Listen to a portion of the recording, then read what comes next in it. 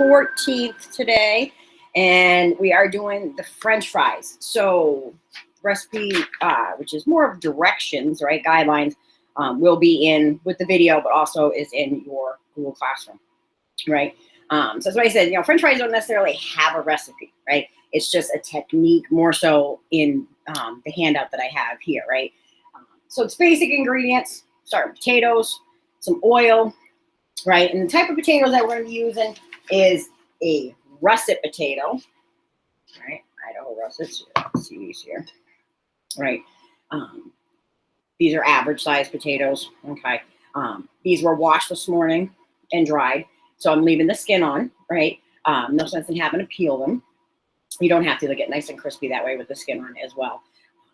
But a nice russet potato that we're going to be cutting up. I've got a little fryer set up over here that you'll be seeing shortly that has vegetable oil in it. And with the vegetable oil, you can use canola oil, vegetable oil, corn oil, peanut oil. If nobody in your house has allergies, is really good for frying. But like I said, it's a potential hazard though if somebody does have an allergy, right? And then the only other thing that's on that paper is salt, right? So some kosher salt if you want to just make a nice basic fry. I also have here my own blend of Santa Fe seasoning that I'm going to be throwing on them today, right? So this is going to give it more of a Cajun flavor to it. It's got garlic powder, onion powder, crushed red pepper, black pepper, things like that, right? So it's got that nice flavor to it, which is great for putting on things when they come out of the fryer. But, so the key to potatoes is that we're going to be cutting these up. I'm going to be putting them in some cold water, and that's going to do a couple of things. It's going to help stop them from turning brown, okay?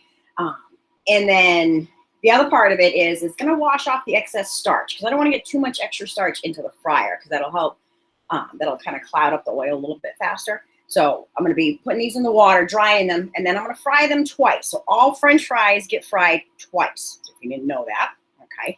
I'm going to fry them. I have this set right now at 325. So it's a little bit of a lower temperature. So that way the fries will get cooked through, so they won't be raw in the middle. I'm going to pull those out, drain them off, put the fryer up a little bit higher to 375, put them back in, and then get them nice and crispy, okay?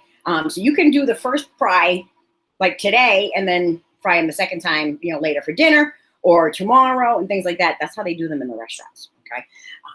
Is that your fries are always kind of pre-made. Same as if you buy those bags of frozen fries at the grocery store. Those have already been cooked in what we call blanched ones, right? So that's just to make sure that they're not going to be raw in the middle, okay? So I've got my nice chef knife. I got a cutting board. I got my potatoes. So I'm going to tilt you guys down so that you can see better, right? And this is going to be similar to the julienne cut did last week with carrots, okay? Is that, potatoes, same problem as a carrot, right? Is it's round. I want to make sure that this is more stable, okay? So I want to take and I want to cut a flat spot off, so then that way I can work with this a little bit better. So I'm just going to take a slice off of one end here, right? Like that. Okay. So now I can make some slices down the potato, and I can make my cuts from there. Like I said, I'm not taking the skin off of these. There's no reason to. I'm going to do these nice and thin. So the key to frying is to have everything the same thickness, right? So if I'm going with this size here, that's what I want to stay with through the whole potato, okay? So as you're cutting through, instead if it gets a little wobbly here in the end, I can go the other way. I can tilt this down now and go this way, right? And I can cut down here, okay? But these fries here would be too big, right? They make a good steak fry, but the fryer that I'm using here is not a commercial restaurant fryer. It's just a small little house fryer, right? So I'm going to cut these down a couple more times to make some nice little, what we call shoestring fries. These are going to fry really nice and fast today, okay? And won't take as long. So the bigger the potato piece is, the longer it's going to take to fry, okay? Bad spot there. Any bad spots, just cut those off. Like I said, you want to try to have them all about the same size. So I'm going to drop these in the water, which I'll show you that in a second. Okay. Now, one potato per person is plenty, okay? Especially a small, normal size potato. If they're extra large russets, half a potato, okay? Especially if you're having this with something else for your meal, right? If you were doing some fried chicken or things like that, okay? So I'm just cutting these nice little, like I said, julienne strips, okay? Shoestring fries. And then I'm still going to use this part too, right? I like the skin on the potatoes. You say you can peel them, just makes a whole lot more work, right? And these look a lot more rustic, right? People know that these are hand cut fries, okay? And you go into a restaurant, you pay extra for this. All right. That in there. And this one. I said, and this can be done ahead of time. Once you cut your potatoes, if you want to cut them this morning and fry them tonight, you can put them in the bowl of cold water in the fridge and leave them there, and then just make sure to drain them properly before you fry them later, right? Same thing. Like I said, you're going to see how many fries you get with just one potato. So you don't want to do a whole 5-pound bag, okay? Get through this real quick. Because any potatoes that you leave out on the board will start to turn weird brown, and they don't look good, so we don't want that. And there we go. Okay. So that's going to be our potatoes. So now if you look here, I've just got these in cold water, right? Just giving them a little rinse. And you see that the water starts to get a little cloudy. And I said potatoes have a lot of starch, right? Which is great because it'll help thicken up things like soups and stuff and stews. But I don't want to add all this extra starch into my fryer oil. So that's why I rinse the potatoes, even if I'm only just cutting the one. So I'm going to take some paper towels for my French fry cut here. Spread these out. And I have another pan set up behind me for when they come out of the fryer to drain. Now, you want to make sure that you drain these really, really well. Okay? So I'm spreading these out on a couple layers of paper towel, and I'm going to use some more on top to get all that extra water off. Okay, so remember that oil and water does not mix. So if I put these in there, dripping wet out of the water, into the fryer in that hot, hot oil, right, this is going to spit and spatter, and that's how you're going to end up getting burned. Okay.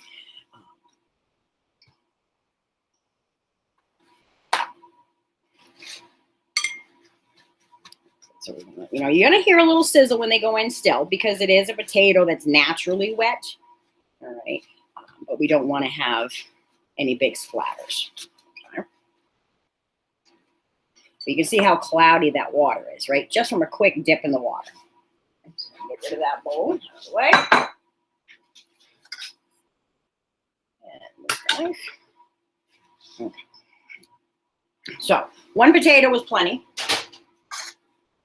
Jeff can only eat so many fries for breakfast. All right, so this is my little fryer. This is just a little Farberware, right? You can pick this up at stores like Walmart, Target, places like that. Like 20 bucks, right? Don't have to get all fancy expensive, okay? So this here, you can see it's just got a little dial, right? You can see that it's green, it's ready to go. So I've got a little temperature gauge here to 325. They do make more expensive models. Some that we have, a couple of smaller ones at the school that have a digital gauge and things like that. Doesn't really matter. The nice thing with this one that I like, because this is a newer style, is that it's got the little holes in the lid, okay? And then with this here, that potatoes give off a lot of steam. This will help vent the steam to help make your fries extra crispy, because too much steam will make the fries soggier, okay? This is plugged in safely. It's taped down on my counter. The extension cord is and things. So you want to put this on a counter that's really secure. It does have a safety plug in the back that it's magnetic, that will pop out if somebody pulls on the cord by accident. So that way the cord will come out and not tip over the whole fryer. Okay, so that is a good safety feature. So you're going to see here with the fryer, right, little basket. Got a nice plastic handle so that way it doesn't get hot. Okay. You can reuse fryer oil too, but you'd want to let this cool down beforehand, cool down completely, and say like tomorrow, strain the oil through some coffee filters, or you can use a little bit of cheesecloth or a couple of fine mesh strainers to do that. And then you could reuse it for another time, right? So the oil isn't just once, because that's a lot of oil to waste, okay? So the nice thing with this basket style too is that this sits up on the edge, up out of the oil, okay? So it's just the bare top. So I'm gonna put my fries in carefully, right? You'll hear them start to sizzle as it's starting to hit that oil a little bit.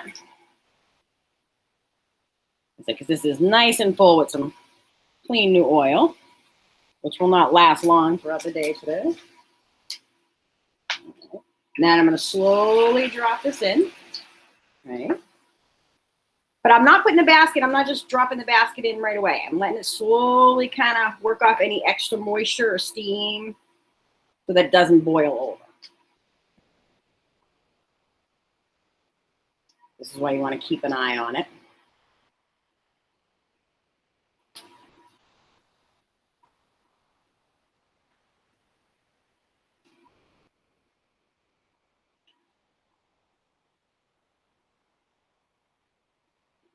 Like I said, this is super hot oil, so this is something that if you've never done frying before and things, you know, have an adult handy, right? Mom and dad, things like that. Now that this is kind of calmed down for a second, I'm going to put that lid on. Like I said, through those holes up at the back there, it will vent itself out. So each model usually has some sort of venting system on it that will help to get the extra steam out from these potatoes, right? And when you're frying, when you're frying with oil, you got to be really, really careful, okay? Because this is super hot. It's 325 degrees right now.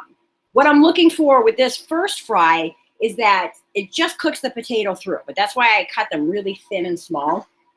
You're going to want to have a pair of tongs handy when you're doing this, right? Something that I can take and kind of test the fry. What I'm looking for is that the fry has a little bit of bend and give to it, okay? So I have here set up, swap this out, a cookie sheet pan. Okay.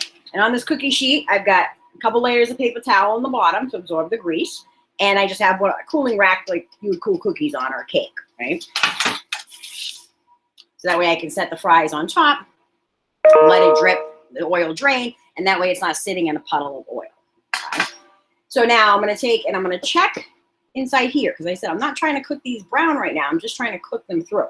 But when I pull the lid, you want to pull the lid so that it goes to the back, right? So if there's any steam or heat, it's going to be away from your face. So you can see that little rush of steam. Set that to the side. I'm going to pull this up and I'm going to check. I said, what I'm looking for, I'll take one out so you guys can see, right, is I want to have it, this is a little warm, but see how it bends, right? Looks like a wet noodle. That's what you're looking for, okay? So like I said, this first fry is just to blanch it, to make sure that it's cooked through. Now I'm going to turn the heat up on this to 375, okay? I'm going to let this drain for a second in the fryer. No seasoning this time because it's going to go back in the oil. So you don't want to have seasoning mixed in your oil. So I'm going to take and just dump this out onto my tray. Right, you guys can see right here. Okay. And this is why you want tongs, because I got a little floater in the oil. Pull that out. I'm going to put my cover back on the fryer to let that heat back up a little bit more. Like I said, you can see that there's no color to these, right? That it's just barely cooked. But that wet noodle, okay? That way I know that the potato inside isn't raw, right? Because nobody wants to eat into a nice crunchy French fry on the outside and then realize that it's not cooked in the middle. Okay? So I'm just going to let these drain for a minute while this heats up. And this thing's pretty fast at heat. Okay? So that second fry is what's going to make it nice and crispy and golden brown, okay? So you're going to want to have a bowl of some kind handy to put your finished fries in. That way you can add your seasoning to it too, right? So you can add in whatever you like. So if you like garlic powder on your fries, right? You can use things like fresh rosemary. Parmesan cheese is another good one too. Shake along a little Parmesan cheese. Whatever your seasoning is, though, you want to have that ready to go, like I've got right here, before you do the second fry. Because as soon as it comes out of the fryer the second time, that's when you want to put your seasoning on. So you let it drain, like I'm letting these drain right now. But there's still, you can see that wet, right? So that's when the oil will stick, okay? And yes, I am doing this 3 times this morning. It's okay. I'm just going to eat a lot of fries for breakfast and lunch. It's all good. Wait, you're cooking more? Yeah. All right. So we're going to be putting these back in the fryer because this is like I said, this thing is pretty fast. It's a newer fryer that's getting hot and time-wise for us. So what I'm going to do is pull this basket back up. All right, so it's sitting here on the edge, and I've got my tongs. So these are going to go back into the fryer basket. All right, I'm going to pop them off the rack so it'll make it a little easier. And then now I'm waiting for them to get a nice golden brown color. And it doesn't take long. That's why I said you can do this first fry. You can drain off your potatoes, right, once they're blanched. And then you can wrap them, cool them down, wrap them, throw them in the fridge. Okay. Make sure they're not sticking. So a nice pair of tongs helps to make sure things are in there. Throw the lid on for a minute. So yeah, I can take these, drain it on paper towel, wrap the tray in some aluminum foil, throw it in the fridge, and then fry them later or fry them tomorrow. These will hold up for a good couple of days in the fridge ahead of time. You could also lay them out on the paper towel, drain them, freeze them that way, and then throw them into a Ziploc bag once they're frozen, and then you'll have fries ready for another time. So if you end up making too many potatoes, right, you can still save them and fry them again later on, just like you would buy frozen French fries in the grocery store. Okay. But this way they're fresh. You're controlling what you're putting on for seasoning and things too. So you don't have to go get fries for takeout. Now, if you're doing these at home, you're going to want to have and you don't have a fryer, you can use a heavy bottom pan. So something good size, okay? And I said heavy bottom pan, what that means is this is actually, it feels heavy, but it's got a nice solid copper core on the inside. You're looking for something that is flat bottom. You don't want something that's rounded on a pan, right? Because I want this to sit on a burner flat and not go anywhere. And I want it to be heavy so it's not easy to slide on the burner. But I would only put oil in about an inch or so, okay, in the bottom. Inch, 2 if it's a really deep pot, but just start off with just like an inch of oil, which is still a good amount of oil. And do, 1 potato at a time, right? You don't want to try and fry everything all at once. Because if that oil bubbles up, it could bubble over on your stove. So just a little bit of oil at the bottom, and then that would work. All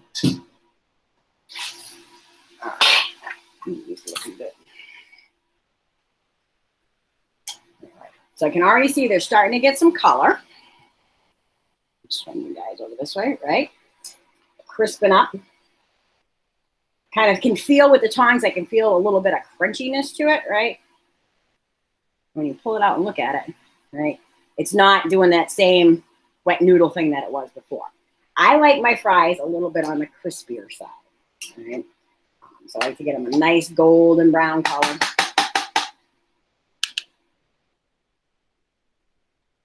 Give that another couple seconds. There we go. All right. Now, you notice I'm trying to drain off some of that oil too. So if you're doing multiple batches, you want to try and keep as much oil as you can in the fryer, right? And then that little trick is when you are flipping that basket, right? Carefully flip it to the side, okay? Look for any little stragglers behind in your basket. Put that back in because that's super hot. You don't want to touch the basket, okay? Then you can see the fries there, okay? Now, so I'm draining off just a little extra oil. It's not too bad. I'm going to cover the fryer real quick just for safety. So frying is not difficult. Like I said, it's just about being safe is the biggest thing, okay? So I'm going to take these, throw them into the bowl. Now, if they start to stick, because these are small cut, if they were bigger cut, they wouldn't fall through as easily. We'll let those drain for a sec. Okay. These can go right into my bowl. And then, like I said, now that they're wet, they've got a little residual oil. I don't want them completely oil-free, right? Because I want my seasoning to stick. Make sure you got clean hands, right? To this. So I'm going to throw in some of that Santa Fe seasoning. Right? I'm going to give these a nice little zing. I'm going to put in a little bit extra kosher salt. Okay. Now you can give them a little toss, right, by flipping the bowl. If you don't want all your fries ending up on the floor and you're not good at that, just use your tongs. All right. You can hear that crunch. Right? That's what you're looking for. So your fries are nice, crispy, thin. Like I said, they got a nice seasoning to it. And that's it. Super easy to do. You don't have to go get takeout fries. Make your own at home. All right. I'm going to stop recording for now and answer some questions.